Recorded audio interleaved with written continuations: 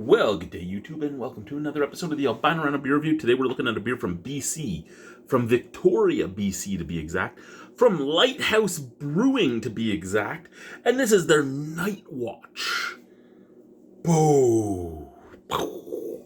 Night Watch Coffee Lager. 5% alcohol by volume. 3.1K have tapped this in on Untapped. 3.57 is the weighted overall average of those 3,000 plus people. None of them are my friends. Not one of my friends on Untapped have tapped this in, which surprises me because some of the people on my Untapped are from Victoria, BC. Some of them are from BC in general. Some of them seem to have everything, but not this. This has a black can, a full black can. It's a black bullet. Sticker label. Beer with coffee flavor.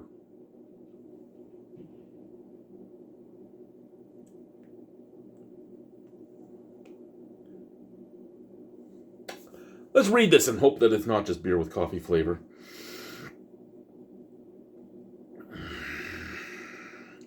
Locally produced cold brew coffee and crisp, clean craft lager are blended seamlessly to create a one-of-a-kind beer.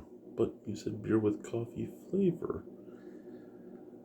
Subtle tones of hazelnut, cinnamon, and chocolate round out this distinct and refreshing brew, making Night Watch Coffee Lager the perfect beer day or night. Ingredients. Okay, here we go. We got the ingredients. Water. Okay. Malt. Okay. Hops. Okay. Cold brew coffee. Okay. Exactly what you'd expect. Yeast. Okay. Coffee flavor.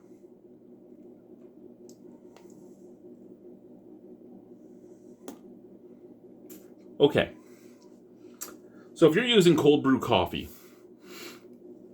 and you're mixing it with your lager, you should get a good deal of coffee flavor on its own without adding extra coffee flavor.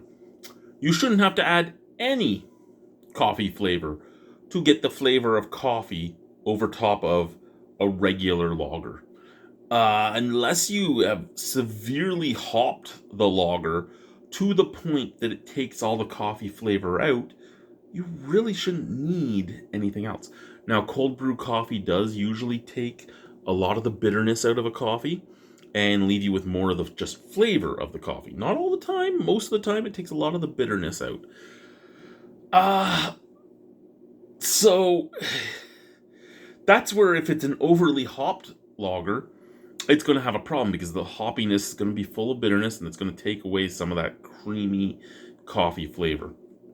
That being said, how big of a batch of this did you make versus how big of a batch of cold brew coffee you were? Because you're buying it from a locally produced place, I'm assuming, by the way this is clean craft, locally produced cold brew coffee.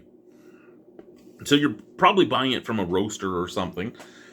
And they're not going to sell it super cheap because it does, to do a good cold brew, not just the cold brew you do at home where you shake it, you put it in your fridge and you're done. But to do a really good cold brew, most craft cold brew takes a little bit of time.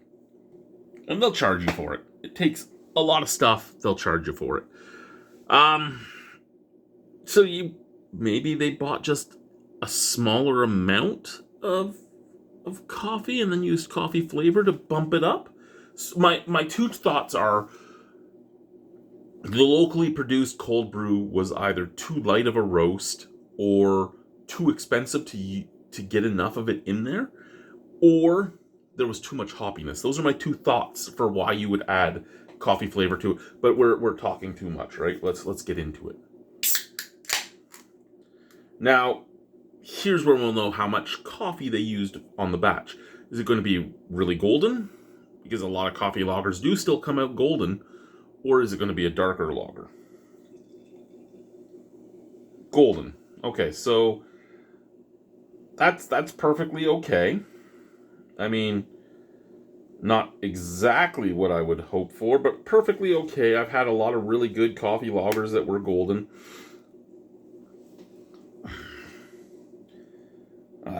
You have enough liquid in there, and you're not going to get that like dark color. You could have even. I mean, it does have a slightly darker hue than most lagers. I mean, it's more of a brassy color. Big bright white head that's fading quickly. Big snap, crackle, pop that I can hear from here. I do like the look of it. I can smell a little bit of coffee from here. And I mean, probably I'm about a can away from it. I'm about this can away from the glass at the moment. Let's sniff the can first.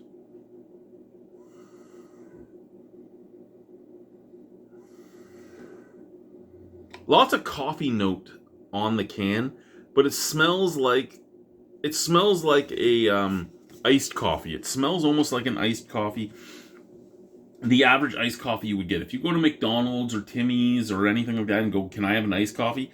They automatically give it to you with a cane sugar syrup, and they use the cane sugar syrup because it's cold liquid, so it's not going to dissolve the sugar as well as hot coffee does, and cream. So it kind of smells like that. It's kind of creamy. It's kind of sweet. It smells like your average iced coffee more so than a cold brew or a lager. So, I mean, it is stepping up a step into the right direction of maybe it was not overly hopped. I'm going to guess, seeing the color of this, that they've experimented with this, used more cold brew, got a darker color, didn't like the darker color because they wanted an SRM that more fit a lager, and then added some coffee flavor to still get the flavor they wanted while keeping the color they wanted. That's my assumption at the moment. I know, assuming it makes an ass of you and me, and it could be making an ass of me. I'm trying to wrap my head around using cold brew and then still using coffee flavor afterwards, and why you would do it, and under what circumstances you would do it. Because there are circumstances that breweries have done it. I've worked at breweries that have done it. Well, I shouldn't say worked with breweries that have done it. And there's reasons for it, and I'm trying to, in my mind, wrap my head around that. We got to sniff it out of the glass, and then we got to try it. Out of the glass, it smells the exact same as the can. It's not even dulled down. It's the exact same. Cheers.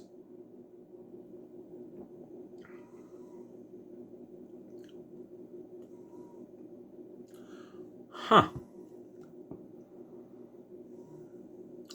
Okay, so the assumption that it was overly hopped, it's not overly hopped. The assumption that maybe it was the SRM that they were looking at and trying to keep the SRM down, or the cost of the cold brew, probably more so what it is. Because the coffee flavor will still add a little bit of bitterness to it. You get those like coffee candies that you can get, the Chinese coffee candies, and I say Chinese because I would always get tipped them from Chinese players at the casino, and they actually had Chinese writing on them and all that. Excuse me. They are like a coffee flavored candy. It's a coffee extract that they use, and it still has some bitterness to it. It's creamy, it's sweet, but it still has a little bit of bitterness. This has a little bit of bitterness, a little bit more than you would get off of a cold brew.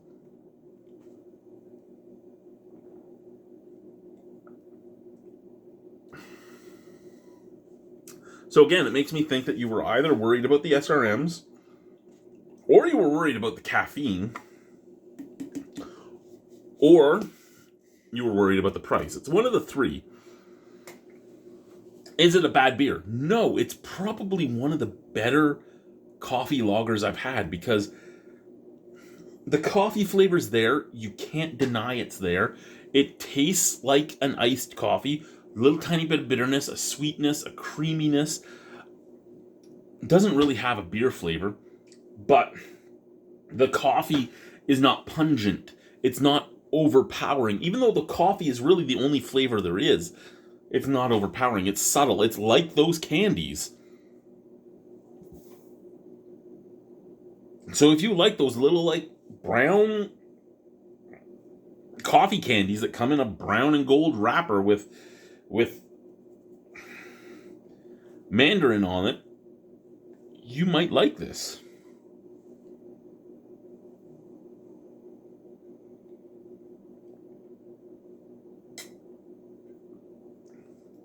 Light bodied, light carbonation, a lower ABV,